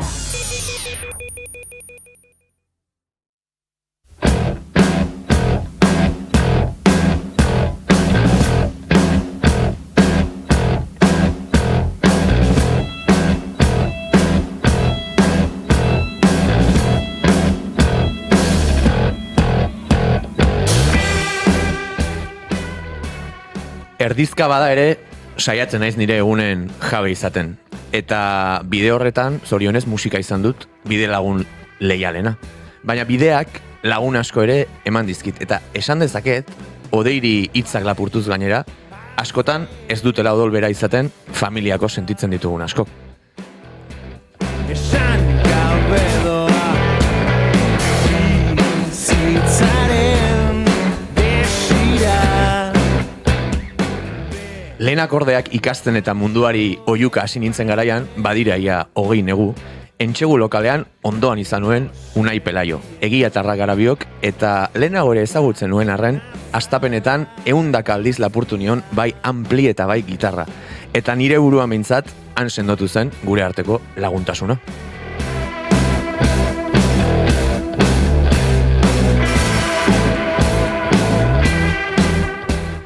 Geroztik, eredugarri izan da beti niretzat bere jarrera. Korrontearen aurka baino, norbere korrontearekin identifikatzen den pertsona borrokalari, izate leial, musikari fin eta lagun eskuzabaldela esango nuke. Eta ni, zorteko besteak beste, bere gonbitagatik jo nuelako lehen aldiz, zakurrez jantzita, eta bakarrik, maitasun handiarekin antolatu zuen bakarriko beto festen, beraz, eskerrik asko Unai.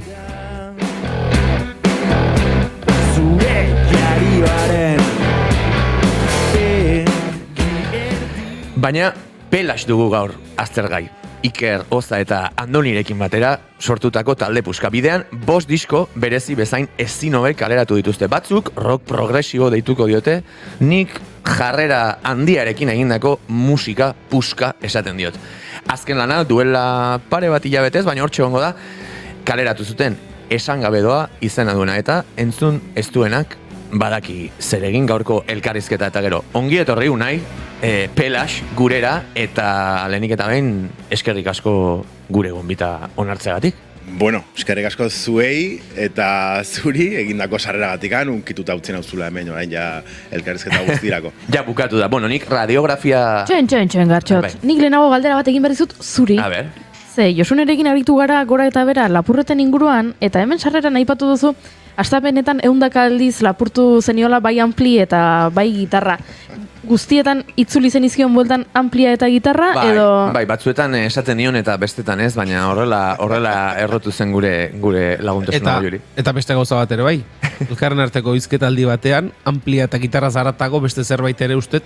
Baduela Gartxotek Unairena. Libururen bat ere zor diot, eta gaur etxeko lan askorekin enin joa. Barkamena askatzen elkarrizketa hasi baino lehen. Holako lagunekin ezin da. Bueno, radiografia txiki bat egin dizun dik Unai, jendeak ezagutzen zaituenak, eta batez ere naizeko entzulea pixkat kokatzeko. Zerbait gehitu nahiko zenuke, nondik dator Unai, eta pixkat musikaren inguruan, nola ez, gitarra irakasleare bazarelako, musikaren inguruan hasi ezi eta gozatutako azara, nondik zatozu? Ze Unai Pelaioren erradiografiari ze gehituko zenioke musikarekin izan duzune harremanean? Bueno, nik uste bastante gerturatu zarela, eta ez dakit nundin atorren, lokalzulo batetik zurekin batera. Humedade asko zeukan lokalzulo batetik, gainera. Elkarrekin konpartitu genuen lokal hartatik, eta ostera atorri diran beste lokal askotatik, eta pixka baten ator... Pues naiz belarriz edo bere kontura musika ikasi duen horietako bat, gure artean askok egin duten bezala, elkar laguntzen genioela eta musika asko konparitzen genuela, eta pixkat hortikan izan da nire bilakaera.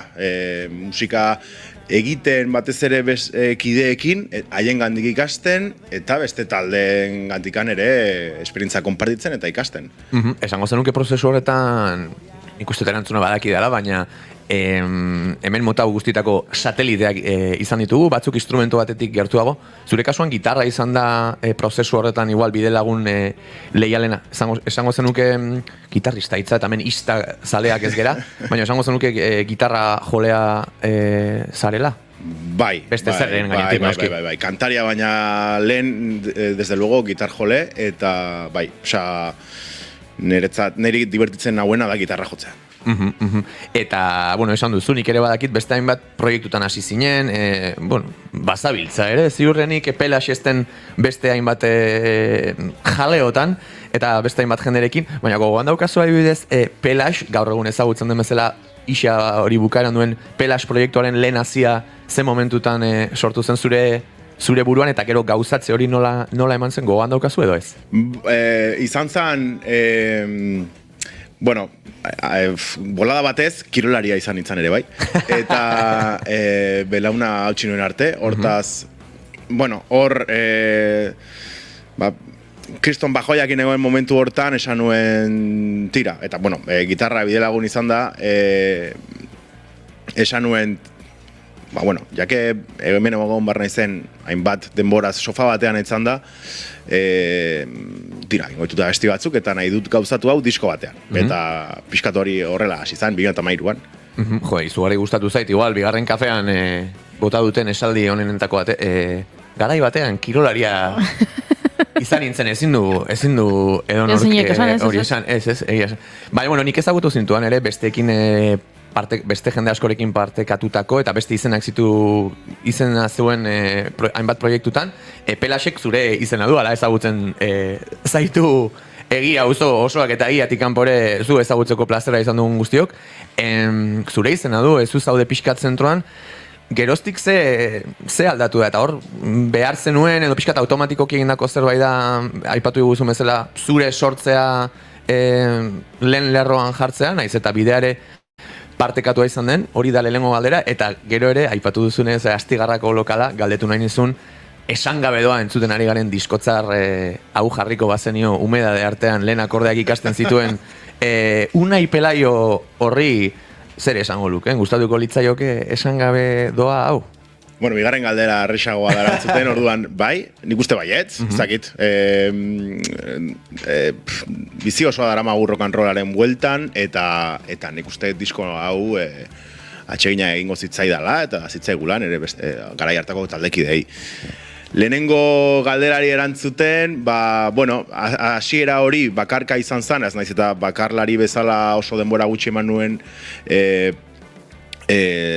bueno, pues izan zen aukera aldatzeko izena, ja talde dinamikan sartu ginean eta nik dakat munduko prestutasun guztia ere gaurkoz izena aldatzeko, baina taldekidek erabaki zuten hola jarraitzea eta bueno, pues horrela segitzen dugu. Egia esan gainera oso pertsonala denetzat, badakizue fonetikaren fan handiena naizela, Pelasek gainera badu azaltzea zaila den erakargarritasun hori. Nere buruan bizi diren ideiak dira hauek, baina fonetikare importanta da Julen, ez bilatu hola, talden izenean, Arreta zari nintzen. Benkago da leche, Ondo gokatu bardia, Bideo horretan ere, Pelas, aipatu duzu rock and rolla, nik ere rockero bat zarela esango nuke, baina bidean ere doinuekin beti esperimentatzeko joera hori, eta pixkat, esango nuke, eta iritzi pertsonal bada, ohikoa den estruktura edo egiteko modua, sonikoki ari naiz, hausteko gogori ere badela Pelasen berezko jarrera. Zuri ere, ala iruditzen zaizu, nola definituko zenuke rock and rollaren baitan, Pelasekin erakutsi, baino eskaini nahi diguzun mundu sonik hori. Hausturarekin lotzen duzuzuk? Ja, bueno, hausturarekin ez dakit, baina egia da niretzako rock and rolla bere baitan, edo rocka, dela estilo konkretu bat, baina gehiago, ez? Dela, zuk esan bezala, jarrera bat. Eta nik uste dela diskoak nola egiten dituzun, bueno, bai nola prestatzen dituzun, nola ensaiatzen duzun, nola kudeatzen duzun taldea, propio estiloa bera baino, ez? Gauza guzti horiek, nola afrontatzen duzun kontzertu bat, bai, eta... Espektro guztia, ez da? Bai, Bai, banan aztertu nahi dut espektro guztionek, baina lehengoak kantuak dira, eta nik fan bezala, eta lagun bezala, aurreko lanetik onera sentitu dut jauzi txiki bat, Pelas ezagutzen duenak, aurreko AB eta D lanetan, bazegoen alako, nire ustez, ariketa oso interesgarri bat, disko batean kantu gutxi lau dira, ezta? Eskaintzearen ariketa txiki hori, eta kasu honetan, azken honetan, bueno, kohesionatuagoa itzazten nahi esan, baina hemen ale gehiago daude eta esango nuke baduela ohikoagoa den ez dakit planteamendu bat, eta komillak jartzen ditut. Naizen dituen kolpe laburragoak eskaini aurreko lanarekin alderatuta, zergatik, eta hori ze izan da, errexagoa edo zailagoa, zen batzuentzako izan daiteke bat, eta bestentzako bestea zuk nola bizi izan duzu jauzi hori. bai nahi genuela. Azkenean diska guztiak abiatzen dira ideia batetik, elkarrekin konkretatzen dugun ideia batetik, eta oraingoko kontzeptua izan da egitea hitak. Eta bueno, hortan jarri ginean, hasiera batean plana zan edo ariketa zan abesti bat, riff bat, gero hortikan atera daitezken variante guztiekin jakina, eta horri heldu genion. Erresagoa, kanta edo diskoak egitea horren kondizionatua dago faktore ezberdinen gatikan, ezin dizuala esan. Egia da ABD ura izan zala epopeia bat, eta asko geratzen ginean, asko idazten genuen arbela batean, eskemak egiten genituten ezakize. Hau izan da, bueno, bapatekoagoa, eta, bueno, kostatu zaigu, bizitzan kasi danak kostatzen duen bezala, baina, bueno, beti ere aipatu, sortzen ari zaren prozesu hori dela ederra, igual prozesurik politena, eta gozatu genuen, bai. Aurrengo pausa hori esan izun, gainera, genuen, eta, bueno, etzaude lehenengo pertsona hitz egiten, polita da hori, urrengo atala hori zen, zure taldekide, gainera, bueno, Iker Rosa eta Andoni oso ondo ezagutzeko plazerra daukat, eta ez zait okurritzen Unai inguratzeko satelite kuadrilla hobeagorik, badakizue satelite nire hitz favorito eta oso positiboa den hitz bat dela. Musikari finak dira denak, baina musikari fin baino eta pertsona fin baino iruditzen zaizkit gainera zurekin jarreran konektatzen dutela asko holtza gainean, eta bai zuk esan dezun bezala, ez? Talde bat enfrentatzeko modu horretan. Zer eman dizute taldekideak, zer eman dio Pelax bakarrik hasi zen hanka edo buskatu zuen Pelax horri 3 satelite fin hauen batzeak? Eman diate zaintza, gero konfiantza, disiplina ere, indisziplina asko ere bai. Eta... Ikusten? Bai, fundamentala da, indisziplina. Hombre, noski rokarnolean, bai. Bai, eta ez dakit batez ere zerbaiten parte izate hori, dela azkenean ez dakit zenbat urteren ostean, lokal batera sartuta ez baldin baduzu disfrutatzen, nek ez du aurrera egiteko aukera askorik, hortaz zaintzarekin geratzen naiz. Bai, eta nik zerbait gehitzeko esango nuke ere aurkitza oso zaila den berezko energia eta sinergia bat ere nabari zaiela holtzan. Ze gustora nagoen bai, taldekidez ari gara, baino gaur Pelax bakarrik etorri da, bai, eta bakarrik entzun beharko dugu, ze diskoaz ari gara eta gustora, baino elkarrizketa guztikoetan, abestiak entzutea ere gustatzen zaigu, eraz? Claro. Eskatuko diogu lehenengo kanta? Eskatu beharko diogu, nahi, ze joko diguzu azken diskokoa, pentsatu nahi, esan gabe doa disko tzarrako, ze abesti joko diguzu, eta aipuren bat egin nahi baduzu abestiaren inguruan? Joko dut 6, uste dela, abestia, dela Osabak bere garaian 94an intzun bertsio bat, moldaketa bat edo. Eta, bueno, ez dakit oso ondo zeateako dan, ze aspaldi ez ditu jotzen hola kantak soil-soiak. Orduan, a ber. Bueno, edera izango da. Jakin dezala entzuleak, normalean talde formatuan aritzen den Unai gaur gurera etorri dela bera bakarrik. Ezagututa ere etxian ensaiatuko zuen pixkat, akaso azken orduan ere, baina bihotz-bihotzetik eta intentzio honenarekin egia esango juri kuriosidade eta gogo handia daukat disko honetako abestiak bakarka Unaik nola defendatuko dituen. Gero abestien izenengatik galdetuko diezu buruan zenuen? Badakit ez zaizkizula horrelako galdera gustatzen, baina mikroak itzaltzen ditugunan, orduan nik galdetuko diet, nire jakin mina aseteko da. Ez interes kolektiboko galdera izan daitekela. Lasai, zure jakin mina asetuko du hori eta zududarik oki. Bale, perfecto. Pres bazaudete, hasi egingo gara. Nahi duzunean. Behin galdetu zenizkidan 18 abizenak segitu nantzemanun furista bat zinela.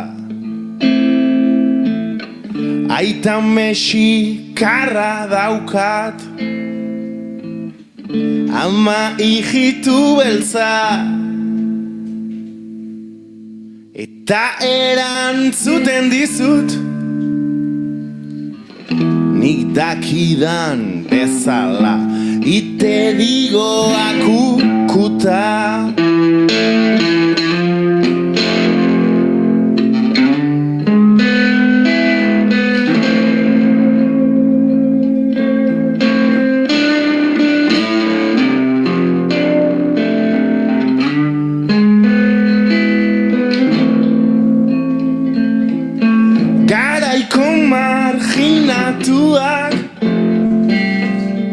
Zetozelan itxera,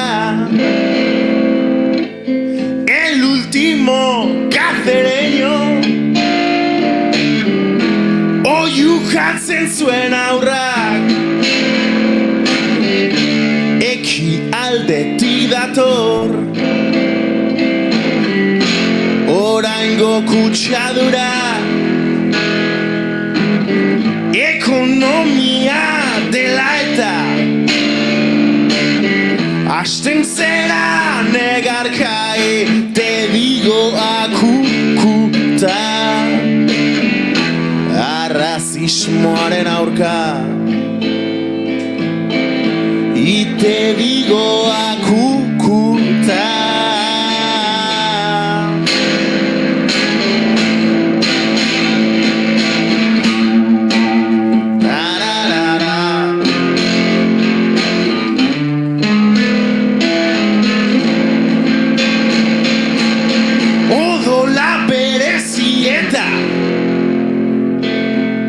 Txapela handiena,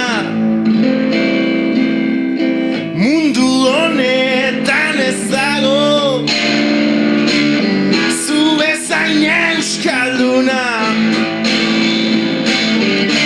ikurriña bularrian, jendeak ikus dezan, euskalduna izango zera, pertsona ez bezala, ete digo akukuta, arrazismoaren aurka, ite digo akukuta.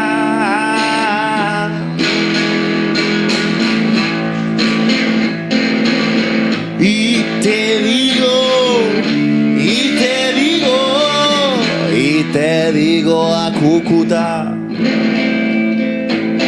y te digo akukuta.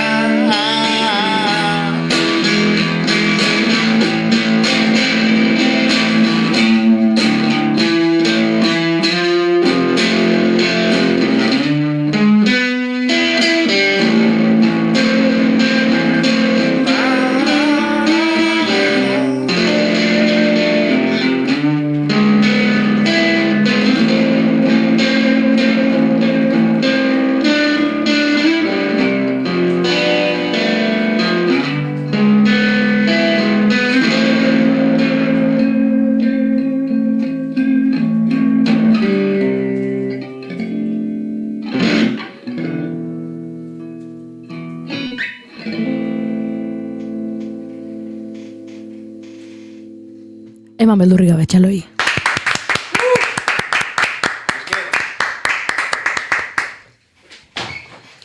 Baz.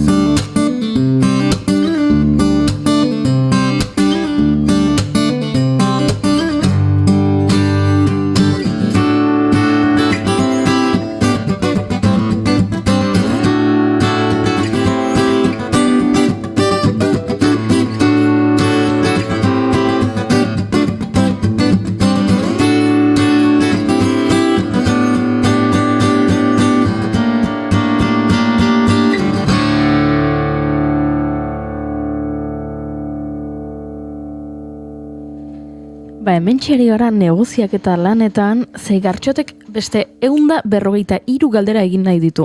Beraz, 153 galdera horiek egiteko, irratian badakizue, segundu bakoitza urrearen prezioan saltzen digutela, eta horretan ari ginen, beraz, Gartxot, bota hurrengo galdera. Bai, bueno, galdera asko nezkan, baina pixka da gurtzaldera ere, esango diot entzuleari disko hau zuzenean grabatu dezuela, ez da? Unai, leheno aipatzen zenuen jarrera horren erakuse bezala, ediziori gabe, ala behar zuelako, taldearen esentzia ere alakoa delako, baina kalean dago eta ala etorri dira ere elkarrizketa, euskarri digitalak, kontzertuak, kanpo mundua, bideoak. Nola sentitzen zara zu hor? Bueno, kostatzen zaidan zerbait da. Egia esan irratia ez, asko gustatzen zait, eta gustora etortzen naiz irratietara, eta beti saiatzen naiz irratietara joaten. Telebistarekin zindet. Eta, bueno, gero... Tira, bai, sentitzen naiz geroz eta erosoago, baina bai izan dela pixka bat zaila, niretzako hori diskoa inguruan hitz egitera joatera eta tokietara, baina, bueno, horrelako arregla egiten zuten programetan gauzak askoz ere erresagoa dira, peloteo pixkat. Bai, ondo indu, earkin du, earkin du. Baina, bueno, zure letra jarreparatuta ere bai, eta normalean goiurik sarraski eder bat egiten du letrak analizatzen, baina gaur pixkate, algrano goazenez, zure letretako batean, berapenetan gaudela diozu, galdetu nahi nizuken, zer saltzen daba eskaparatean? Zer dago berapenetan gaur egun? Berapenetan dago gure arreta dijoala azkar, alde batetik bestera, eta kasi erreparatu gabe, ez? Pixkat horti dator, arretaren ekonomia horretan. Eta abiadura horretan esango zenuke, eta berriz ere, bueno, gaur egun ekstra musikalak diren gauza guztietaz ari gara, baina zorionez edo tamalez esan marko nuke, baina maia pertsonaren tamalez sentitzen dut ala dela, ekstra musikala diren gauza guztiak hartu dutela, bidea egin nahi duen baten kasuan, bere biziko garrantzi bat eta automatikotasun bat, zu abiadura horretan erresistentzian sentitu izan zara eta zezentzutan, eta behar da erresistentzia hori? Bueno, behar dira gauza kuestionatu. Eta batez ere, zakit, ematen du gaur egun, formula bat eta bakarra existitzen dela sareetan edukiak atope sortzera eta igotzea, eta gainera eduki horiek izaten direla musika zaratago, ez? Nik ez dut uste modu bakarra dagoenik gauzak egiteko, eta bueno, ematen pixkat lastima ere, azkenean, jegi eruditzen zaidan arren, lehen lerro horretan egotea zer suposatzen duen, ez? Esposizio guzti hori, eta, bueno, bai, lastima pixka bat ematen dit, eta ematen du daudela elkar ukondoak ematen elkarri, eta, bueno, azkenean arreta hor dago, arreta bereganatu behar da, fokoan nunbaiten jarri behar da, eta saiatzen gara arreta hori akaparatzen kosta ala kosta. Eta, bueno, gure kasuan, ni erresistentzia horretan erosonago uste egon margeala, lehenik eta bain kalean, holtzan, eta gero informatu jendea, baina interesa, modu, ez dakit, eraikitzailean, igual. Bai, edo, desde luego, ikustaituan gauza asko ematen du trataera dela jendearekiko, entzulariko, entzula tontotua egongo balitz bezala, ez? Eta, bueno, batean horrela da ere, sareetako, eta erabiltzaileak, eta orduan, oso kanibalista da dena, eta bereganatu behar da pixka bat arreta hori nola doala. Bai, egia da ere, askotan gu izango bagina, ez dakit, izu orain dela generazio askokoa, baina egia da ere, Astigarragako nik hausnarketa asko egiten lokal horretan hasi ginen moduan, eta kontzertuak nola lotzen ziren, harreman sarea nola zen, gauzak drastikoki aldatu direla, eta gaur egunik ere atzematen dio dela gure inguruari alako gizatasunez bat, eta aipatu duzun kanibalismo hori, benetan arrotza egiten dena, eta ez dakit lastima den hitza erabili duzu, baina niri tristetasun izugarria sorrarazten didana. Eta hor, pixkat argi izpi bat sartzeko, hemen galdera bat neukan, zerk salbatuko gaitu nahi, galdetu nahi nizun. Ez dakit, galdera oso zaila da eta akaso etxera eraman beharrekoa, baina Donostia aldeko kolektibo baten partaide ere bazara, balio dute izena duela, hemen izpidere izan dugu baino gehiagotan, eta nik ekarri nahi nuen, gaurko elkarrizketa ere, eta zure lana eta zure izatea pixkat borobiltzeko, duela hilabete batzuk Kutixi jaialdian jo zenutenean, Pelaxekin, balio dute kolektiboak antolatutako jaialdia izan zen, lagun artekoa, ekarri nahi nuen nik hor sentitu nuen sentimentua, eta eazun nola ikusten duzun. Hori da iparra, ez? Elkar zaintza hori, balio duteren babespean dauden taldeen, zakit kontrara dijoazten taldeak diren, baina bada normalean, ez dakit, lehen lerro horrek duen foko edo horren itzalean tamalez dauden egiteko modu asko, hori da iparra eta hori nahikoa da horrek salbatuko gaitu, balio dutenari behar duen argia emateak. Ez, elkarkidetza pixka bat izatea solidarioak eta elkar laguntzea, ez? Eta komunikatzea, sobre todo komunikatzea, izan balio duteko kolektiboko kideekin, edo izan zure amarekin, eta aldein einean eta aldein guztitan zintzoak izatea norbera bere buruarekin eta aurrean duzun horrekin. Eta pixka kolektibora ekarrita, azkenean laguntasunak eta elkar babesak eta zaintzak, ez? Pixkat horrek. Bai, nik ados nago eta iruditzen zait oso adibide ona dela aipatzen ari garen eta gaur egun joera den pixkat individualismo edo individuaren gorazarre horretan gauzak azkenean zure izatetik haratago interes eraikitzaile bat dutenean eta hori beste jendearekin lantzen denean nire ustez badu gainbalio izugarri bat. Tamalez edo zorionez atzo teiabiderekin hitz egiten genuen bezala, ez dakit itzalean geratzen diren gauzak ere, ez ote duten gainbalio gehiago itzalean daudelako, ez daudelako lehen lerroan, eta balio dutelako eta Kutixi direlako. Gora zu, Pelax, ez dakit zer gehitu, zerbait esateko geratu zaizu, hemen Iker, Oza eta Andoniri besarkada izugarri bat bidaltzeaz gain. Ez dakit, ez, bukatu dugu ja. Egin dezakegu azkeneko galdera azkar bat, edo beste zerbait eta zitzen. Leheno azkar kontatu duan arez, gure entzulen artean ere soinuaren eta grabazioaren frikiak egongo direnez, botaizki guzu pare bat datu eta bizipen grabazio prozesua nola izan zen, berentzan gaur egun ere egiteko ohiko moduaren kontrakoa esango nuke edo ez hainoikoa den grabazio prozesua da eta pixkat horrekin bukatuko dugu, hola? Friki sonikoentzako baditugulako ere gure entzulen arte. Bale, grabatu genuen Inigo Irazokiren Atala estudioan, berak du estudio analogiko bat, hau da zintan grabatzen da, ez dago pantailarik, eta emateizu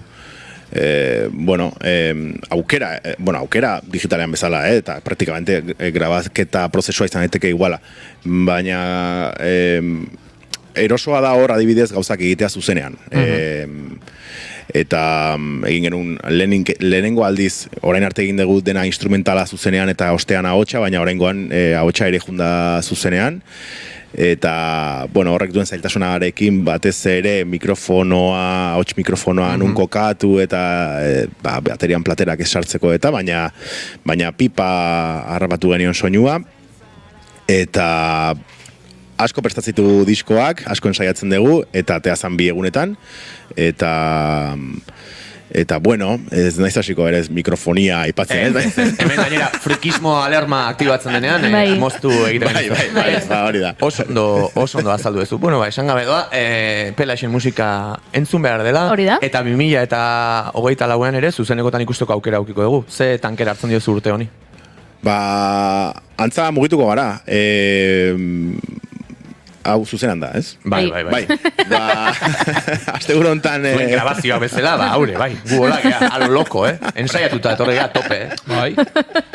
Ostiralean Elorrioko baten euragoaz, Azkoitiko Matadixera larun batean, datorren asteburuan Egia auzoan, kalean, hemen aldarri txiki bat, Donostik behar ditu holtzak, eta behar ditu estena bat normaltasunez garatzeko jotzeko tokiak eta entxegu lokalak, eta ez espekulazioan baitan dauden lokal eta lau pareta eta entxufeak. Orduan, behar dira, tokiak behar dira. Hortaz, hor aldarri hori, kalean jotzeana, egun berean goaz Elizondora, Txokoto ostatura, gero Bonberenea, hemen Tolosan, Lehiotikanekin, eri berezik ilusio handia egiten dian kontzertu bat, ze oso asko usten zaizkit. Eta, martxoa orobiltzeko Ondarruko gaztetxera guaz. Oso ondo, data guztiak aipatuta eta aldarrikapen horrekin geratuko gara, hori azpimarratuko dugu, agur esan behar diogu entzuleari, bihar hemen egongo gara, 10:05 egunero bezala, naiz irratean.